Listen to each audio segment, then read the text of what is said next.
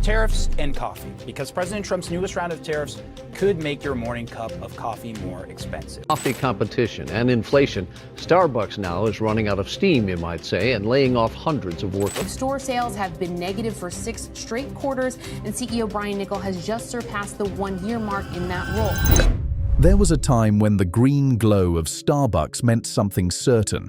It meant the morning rush, the hum of conversation, the steady rhythm of American life. But now, that glow is fading. According to recent company filings, Starbucks announced it will end its fiscal year with around 18,300 North American locations, down from about 18,734 as of June 29, 2025, a decline of roughly 1%. Additionally, the company is laying off approximately 900 non-retail employees as part of a restructuring plan that could cost around $1 billion. The official explanation calls it operational restructuring, but behind that language lies a more painful reality: soaring costs, falling sales, and a business model under siege. Tariffs, once a political tool to punish foreign competitors, have made everyday imports, from coffee beans to packaging, dramatically more expensive. A company once valued at tens of billions now finds itself cutting staff, shrinking hours, and watching rivals overseas seize the moment. If you're watching from home, this is Maple States, where we break down the power shifts shaping North America. We're aiming for 1,000 subscribers, and your one click means we keep bringing verified, independent stories like this one. For decades, Starbucks represented something deeper than caffeine. It was consistency, an American ritual in every city block, a small moment of stability in a chaotic world. But when tariffs on imported goods soared, that stability cracked. Global prices for raw Arabica beans have jumped more than 20% this year, after a 70% surge in 2024, driven in part by supply shocks and tariff exposure. Coffee beans from Brazil, Colombia, and Vietnam, countries that supply the bulk of America's consumption, suddenly cost far more to import. The price increase wasn't gradual, it hit like a wave. Importers raised prices, roasters struggled, cafes fought to absorb the shock, and soon, the daily latte became a luxury many could no longer justify. Analysts project that the broader US coffee market could face retail price hikes of 15% to 20% as a result of tariff and supply chain-driven cost rises. In some cities, the average cost of a Starbucks coffee reportedly increased by nearly 40% in under a year.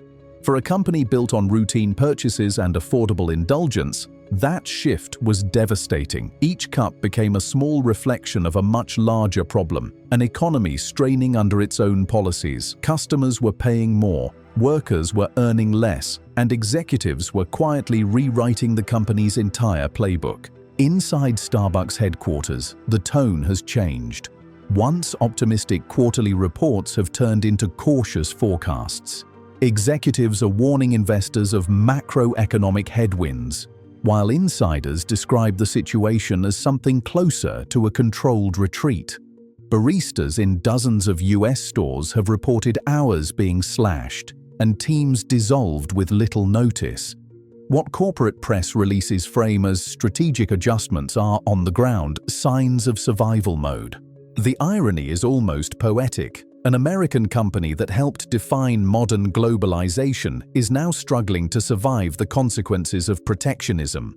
The very policies designed to strengthen domestic business are pushing global brands toward decline. And the timing couldn't be worse.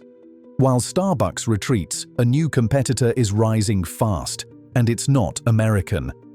Luckin Coffee, China's homegrown chain, is expanding at a pace that even Starbucks once admired. With government backing, domestic supply chains, and lower cost structures, Luckin represents what happens when a country turns policy into opportunity. While American tariffs raised prices, China insulated its industries, turning global uncertainty into national growth. This isn't just corporate competition, it's a symbolic shift in global power. Starbucks once stood as a soft ambassador of American culture, coffee cups carrying the comfort of a US brand into cities from Seoul to Shanghai. But now, the flow has reversed. A Chinese company is claiming ground in the United States, expanding in the vacuum left by an American icon. Every new Luckin store that opens on US soil is more than a business move.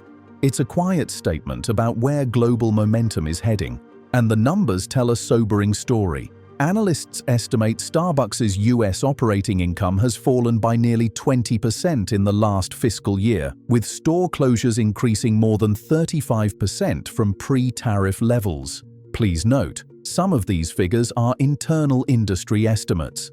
Meanwhile, Luckin's market value has reportedly more than tripled within 2 years, driven by aggressive expansion and domestic production advantages. It's a mirror image of what global trade used to look like, now flipped. For American workers, these numbers aren't just economic indicators, they're livelihoods disappearing. Every Starbucks that closes means dozens of jobs gone: baristas, delivery drivers, maintenance crews, local suppliers. The ripple extends outward: fewer deliveries for truckers, fewer orders for packaging manufacturers. Stay tuned and subscribe to Maple States for more in-depth coverage on the forces reshaping our world.